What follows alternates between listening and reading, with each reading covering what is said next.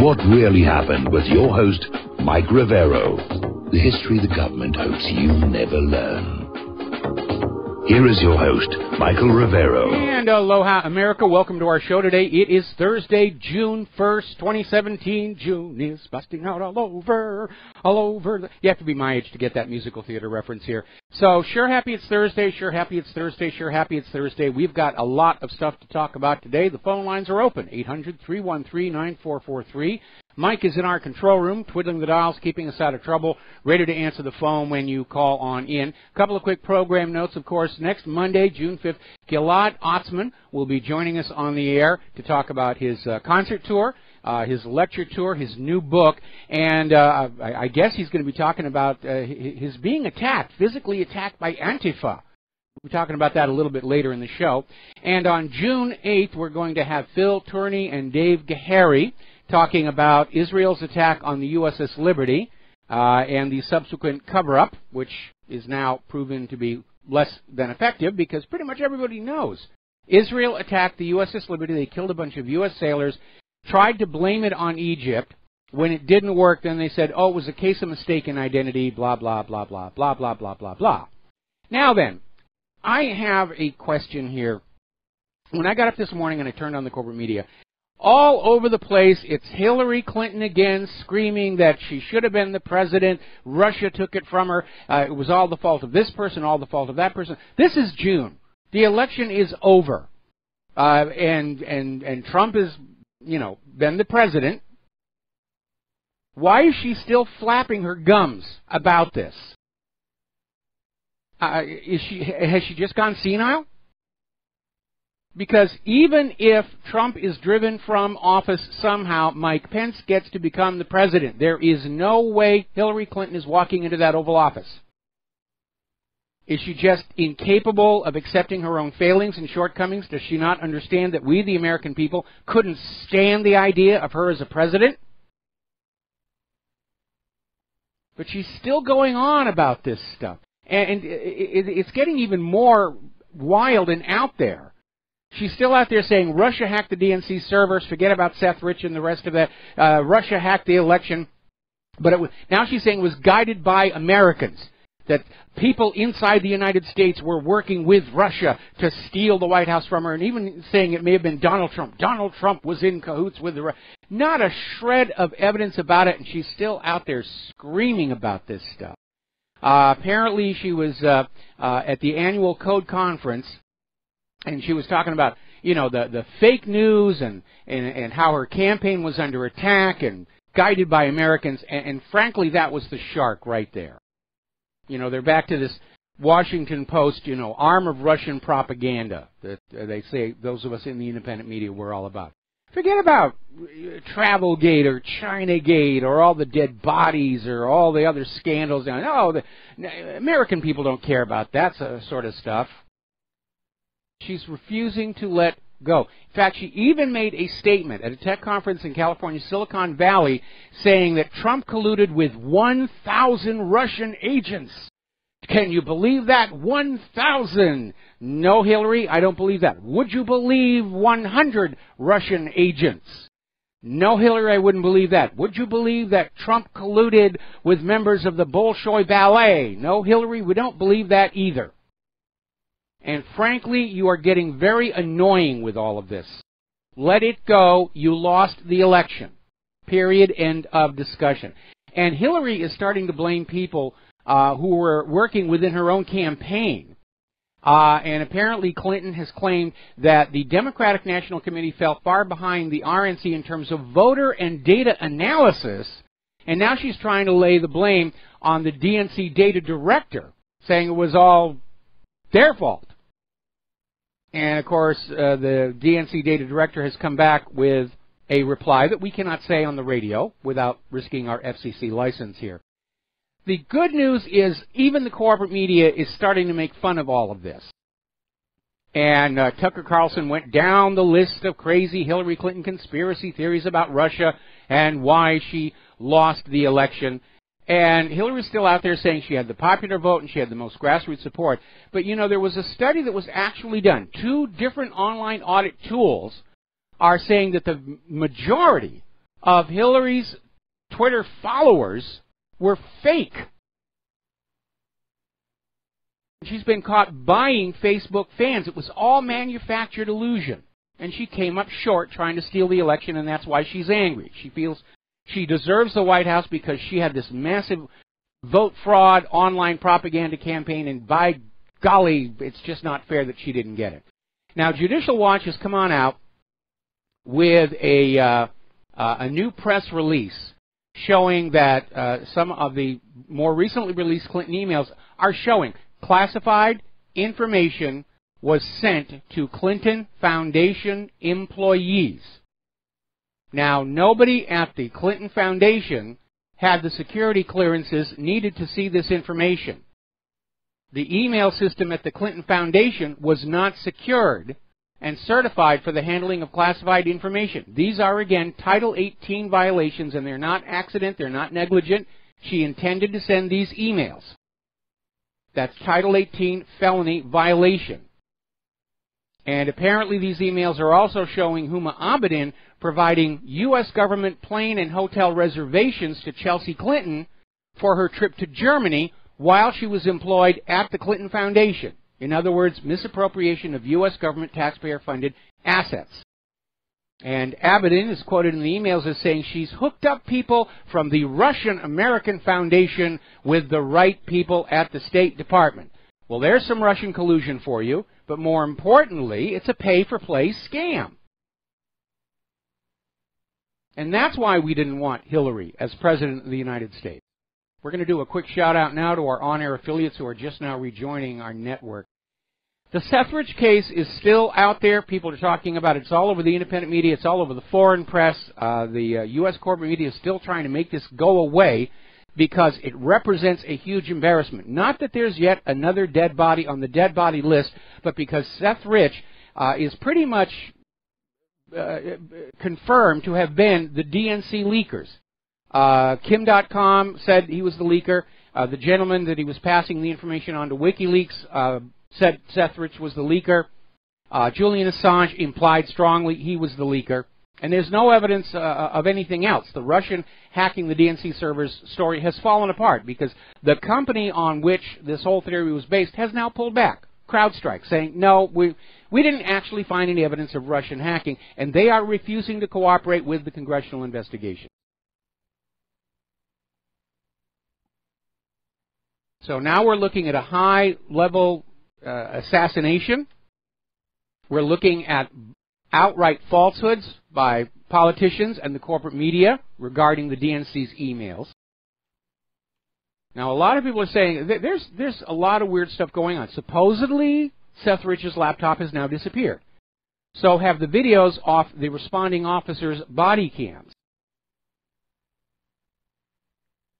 And the story came on out that they had a video from a security camera in the neighborhood that just showed the killers from the feet up. Well, apparently that is not true.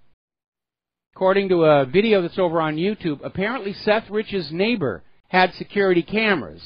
They caught the entire attack, and apparently the Metropolitan Police Department got a copy of the footage.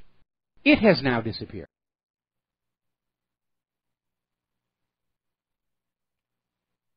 Now, a group called the Profiling Project has filed a Freedom of Information Act lawsuit against the Metropolitan Police Department and the mayor of Washington, D.C. for all of the details on the Sethridge murder investigation.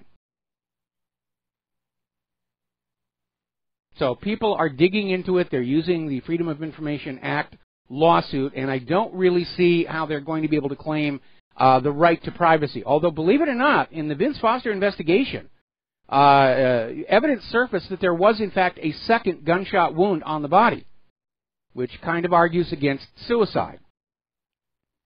And there was a Freedom of Information Act request for the crime scene photos to confirm or refute the medical report, and it went all the way to the Supreme Court and was rejected when the Supreme Court said that basically dead people have a right to privacy. You can tell they're afraid about this one. They are so afraid of this. Now, another story, this one's another YouTube video. Apparently, almost everybody connected to Seth Rich's murder visited the White House days before his death, including the owner of the bar. How often do bartenders get to visit the White House? So this one stinks to high heaven. And they're trying to make it go away, and the more they try and cover it up, the more obvious it is that there is a cover-up. Remember what Richard Nixon said, it isn't the crime that does you in, it is that cover-up, and we are seeing a cover-up.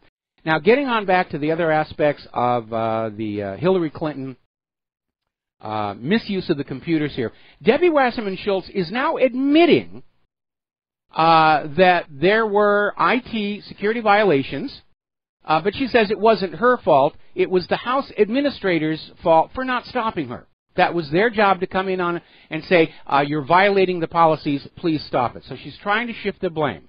They're beginning to realize they can't deny the fact that there were security violations going on, especially with the work Judicial Watch is doing. Now they're looking for scapegoats. Was it my fault? These other people were supposed to stop me and they didn't do it. Now, another story out of Investment Watch blog talking about David Brock, founder of Media Matters. And apparently, information is coming out from him showing that NSA surveillance was used to identify and then disable online Trump supporters. And we know that independent media that were supporting Donald Trump last year, including WhatReallyHappened.com, have come under regular hacker attack on the servers. We had a major one this morning, just trying to drown out the Clinton body count, the death of Ron Brown, Vince Foster, all those files being DOS'd continuously. Now, there's another story. This one's coming out of Dave Hodges' Common Sense Show. Apparently, Podesta is busy converting all of the remaining Clinton Foundation assets into tangible stores of value, including gold, art, and other valuables, trying to basically erase where the money came from by saying, well, here are the assets, and they're just sitting here. Apparently, they're concerned that there could actually be a RICO lawsuit leading to the seizure of the Clinton Foundation assets. And apparently, Podesta is hiding these assets, buying the gold, buying the art, secreting it away. They're trying to bury it, leave no trail where it went. And yes, RICO would definitely apply here. And if you will remember, Larry Klayman, who was the original founder of Judicial Watch, and now he's got another organization, Freedom Watch, did file a RICO case, a solid RICO case, against the Clinton Foundation last year. Unfortunately, he had the misfortune of being assigned to a judge who was a Clinton appointee, who simply threw the case out of court without even evaluating the evidence. Just said, it's gone, you're out of here. Now, over in Great Britain, The Guardian is reporting a story where Nigel Farage is now a person of interest in the FBI's Russia investigation. And Farage is basically saying this is obviously fake news, and it's laughable. They're trying to create a monster out of Russia and then use Russia to tarnish anybody who's not going along with the New World Order and the war agenda. Now, there's a wonderful little video that surfaced on social media where apparently Maxine Waters was talking with some of her constituents, and one of them just steps on up and says that they're going to work to get Maxine Waters impeached for numerous things that Maxine has done. And get this, Maxine Waters replies saying, you cannot impeach a woman of color.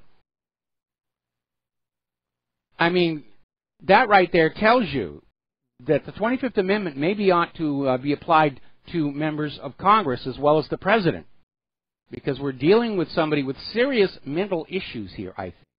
Now then, as I mentioned at the top of the show, Gilad Atzmon was physically attacked from behind by 3 Antifa activists. He was going to a literature event in Edinburgh with political commentator David Scott, and the police were informed, and they did get photos of 2 of these Antifa activists, of their face.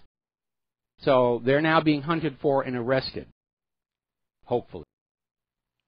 Turning to the international news, down in Manila, there's been what appears to be a terror attack at the Resorts World Manila. where masked gunmen just entered the place and started shooting. One was up on the second floor of the hotel, just firing down at the guests, and still getting information about how many people were injured in that. But it leads to a question that a lot of people have been asking over the last few days. Why is ISIS attacking the Philippines? Don't they have enough to do over in Syria and Iraq and Libya? Why all of a sudden the Philippines?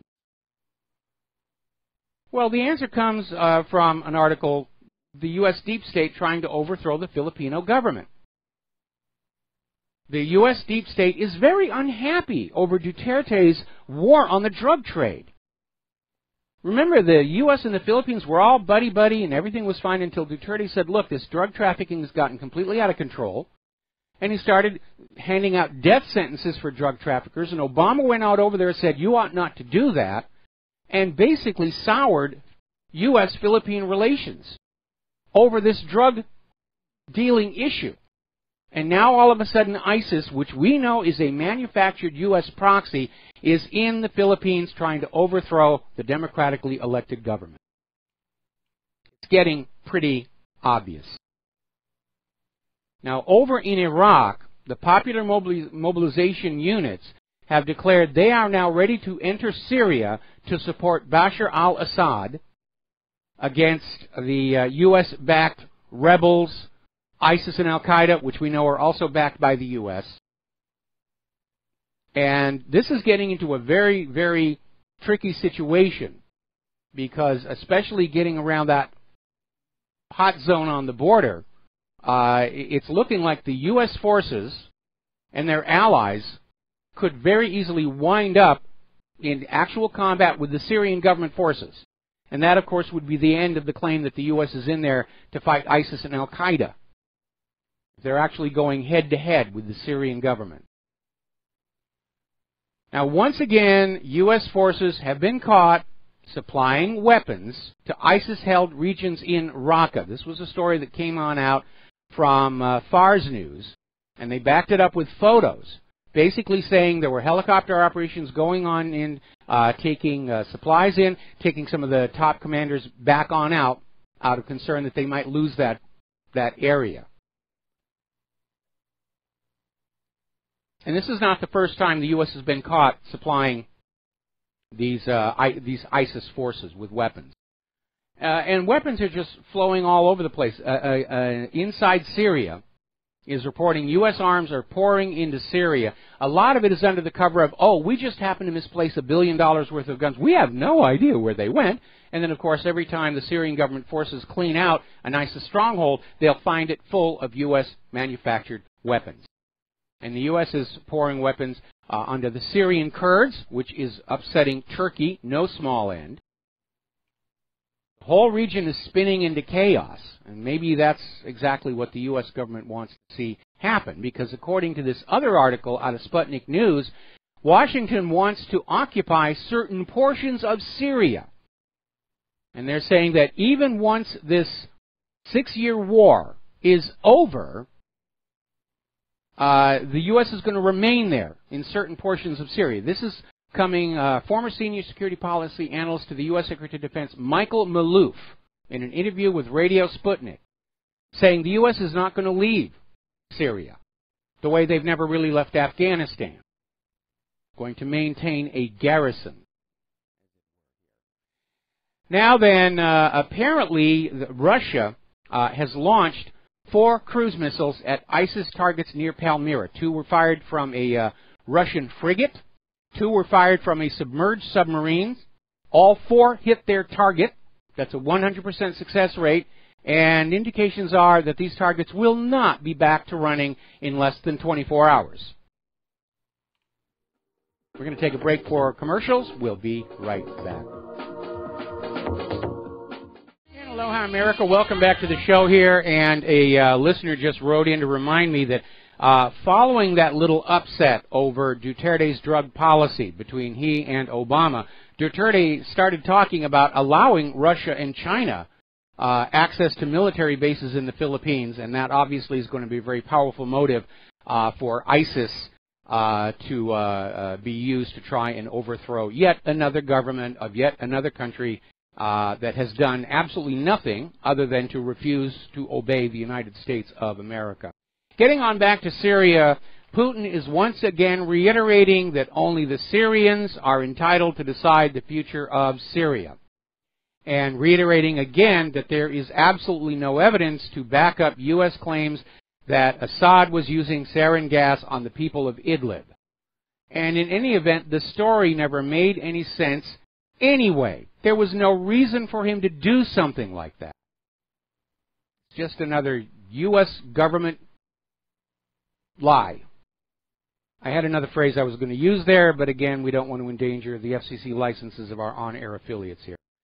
Now, over in Yemen, apparently forces backed by the United Arab Emirates have seized the Aden airport from the Saudi-backed troops. Now, Aden is the so-called interim capital city of Yemen. It's on the coast. It's the victim of a huge Saudi blockade, which is leading to tremendous humanitarian crisis in Yemen.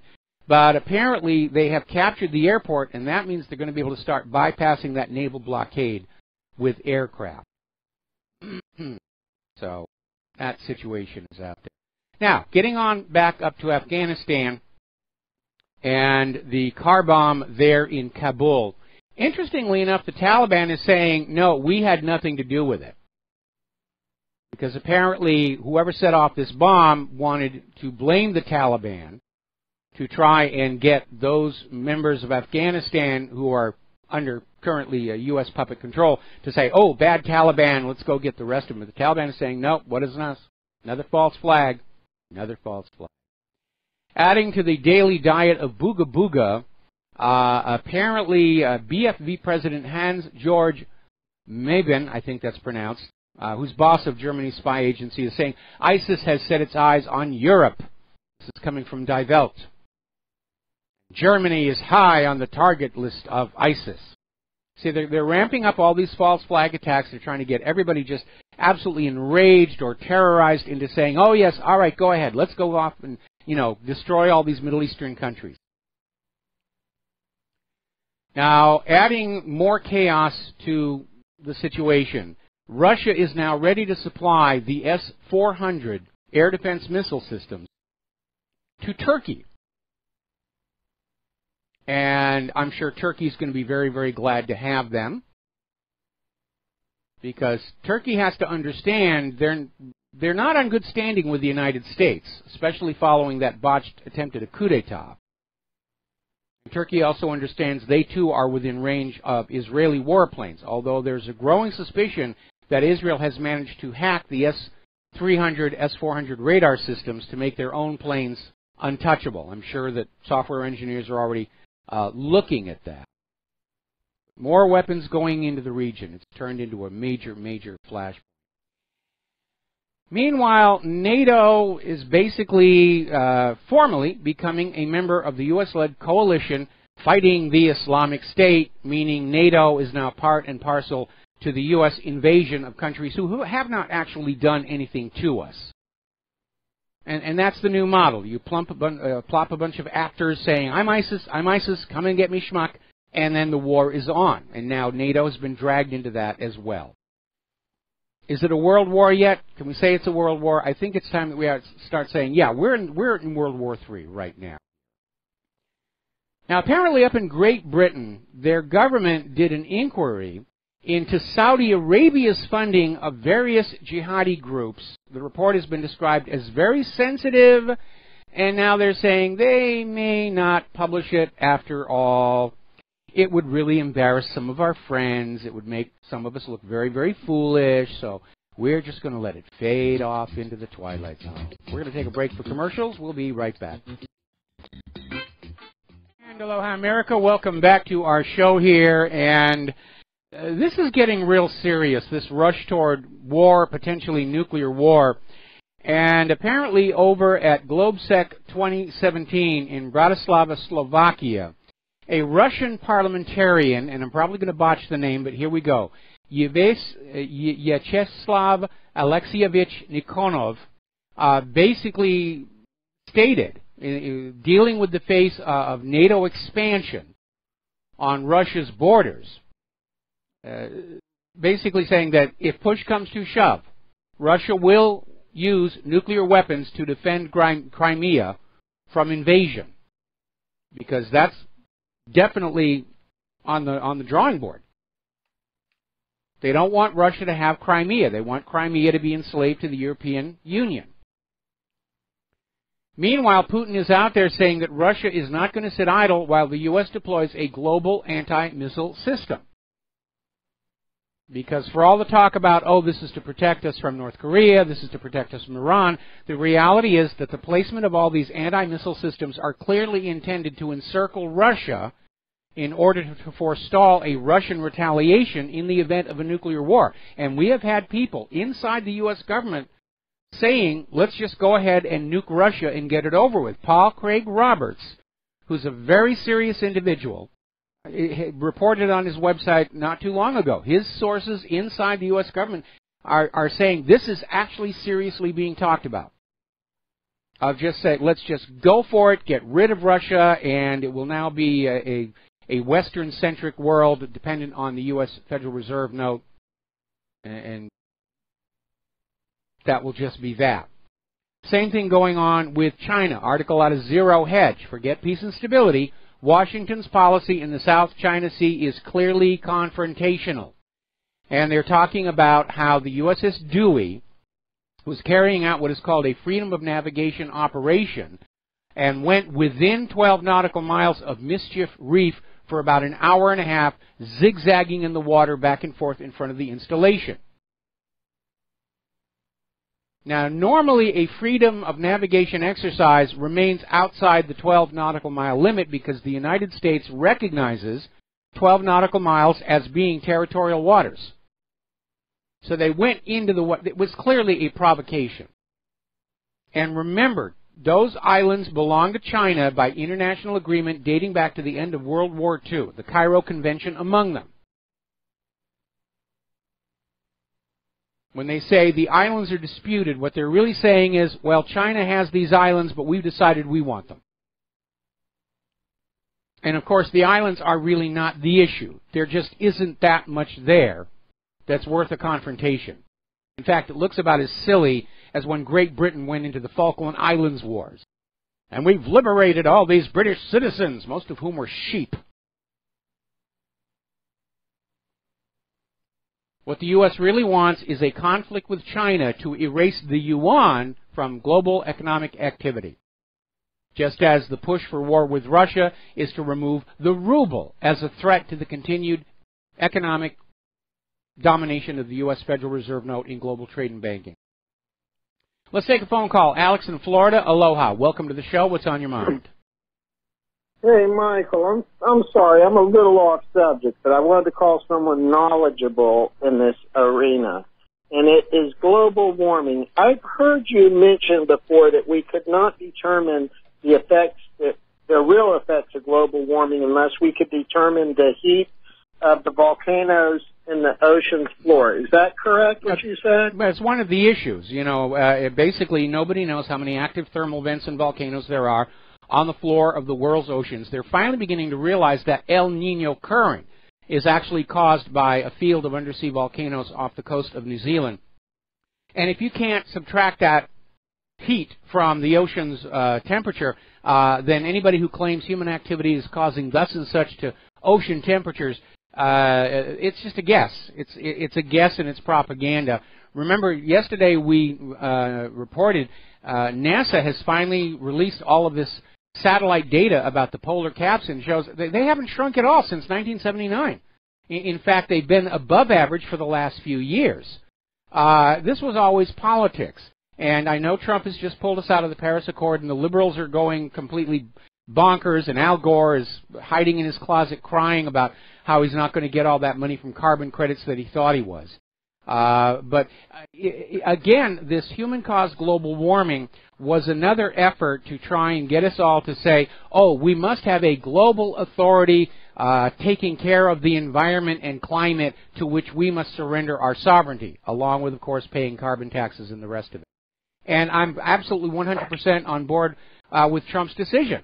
The Paris Accord was a bad deal for the United States of America. If you look at the economic analysis, you were going to have a lot of wealth flowing out of the United States to the other signatories of the Paris Accord. It was a raw deal, and he's right to cancel it.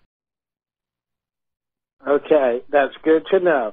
Now, I also heard on global warming, and maybe you know, when you hear people say it's the hottest temperatures that we've had since they started measuring global temperature, I heard that when they started measuring global temperature, it was in the middle of the last ice age.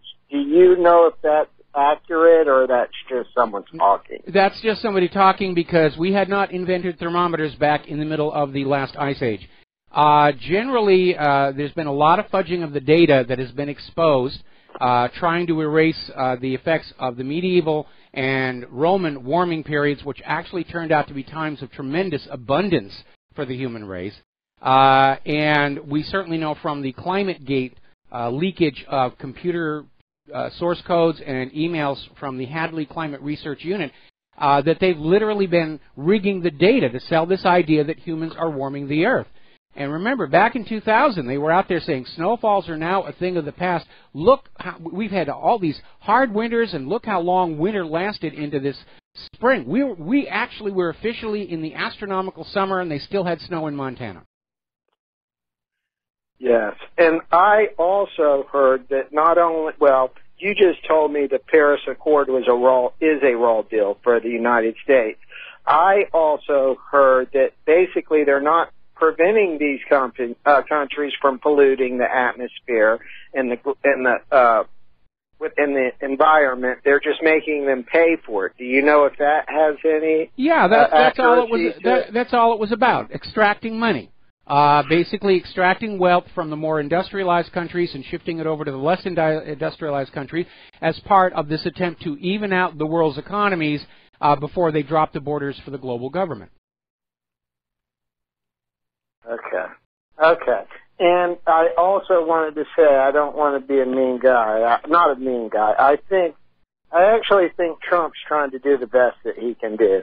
I don't think his war efforts were, malicious. I think he was just having to appease the deep state for the moment. Am I correct on that? I would agree with you on that one. Trump has made some very bad mistakes, keeping on the Obama holdovers, allowing himself to be surrounded and hijacked by the neocons. But we're hearing, again, more rumors of major shakeups to the White House staff.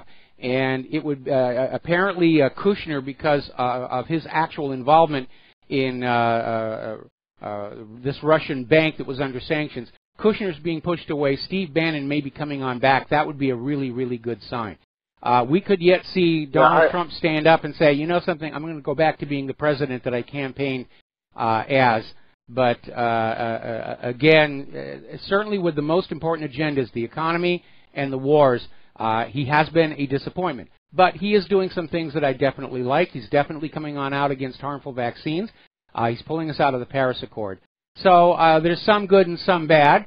Which means he's still a far better president than Hillary Clinton would have been, because that would have been all bad. Yes.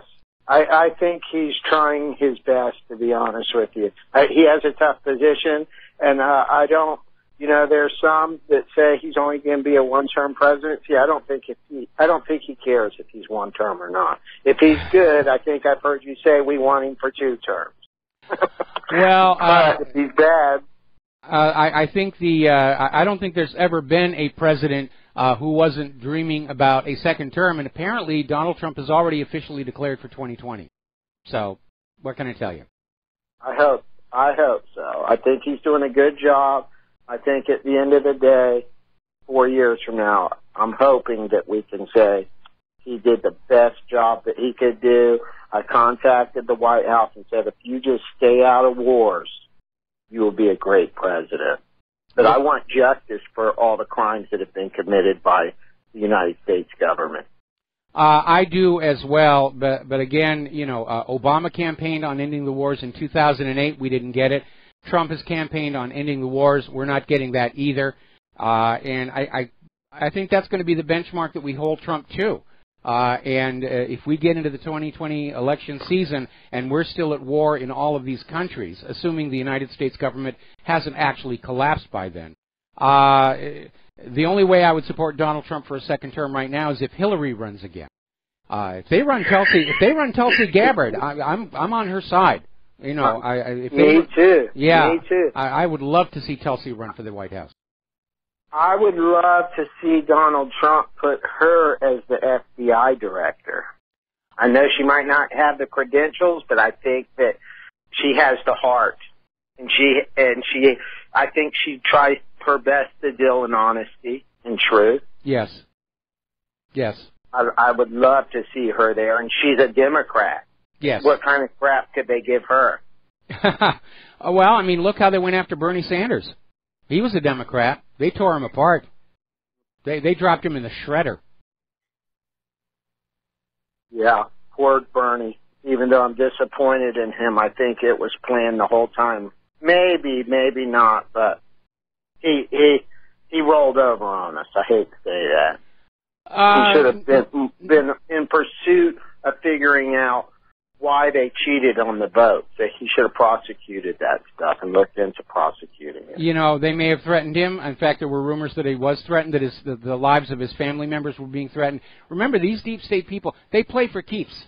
When you get a death threat from those people, you have to take it seriously because they have killed so many people. And Sanders may have just said he wasn't going to play that risk with members of his family. Anyway, Alex, we're going to let you go, and we're going to switch over I'll talk to you later. You got it. Bye-bye. We're going to switch over to James in Maui. Aloha, James. Welcome to the show. What's on your mind? Yeah, good morning. Well, do you ever read that Henry Maykel blog? I find he's always got very astute observations. He's a former Jew that now I don't know. Well, I used to read him from time to time. Sometimes he just seemed to get very obsessed over the feminist issue, and I recognize it was a problem, especially back in the 1990s. I'm sorry? Changed now. It's changed now. He's not so much on that anymore. Okay. He retweeted this video. The lady was saying that, several of the lady who was married to Bruce Willis, and also that they are actually trans. Oh. Started them. That's kind of a little bit out there. Anyway, James, thanks an awful lot. We're going to let you go here. We got a really bad phone connection. I'm having a hard time hearing you. So the phone lines are open again, 800-313-9443. Now, over in Israel, as you know, Israel's government is trying to repair their global public image. They know that the world is looking very much at Israel's crimes against the Palestinian people, against their neighboring countries, stealing the Golan Heights, and so forth and so on. So in order to try and show the world that Israel was behind human rights, they have basically gone into this idea of supporting the LGBTQ community to the point of having a film festival in Tel Aviv that is specifically for LGBTQ producers, actors, writers. And this was going to be the big thing. See, we support human rights. We love the gays and all the rest of it. It's hit a bit of a roadblock because a lot of the artists who were scheduled to be part of this film festival, they're now pulling on out because they're seeing that Israel is just trying to use this as a distraction from what's going on in Palestine. And so a lot of these major players have decided to pull on out. So it's a bit of an embarrassment.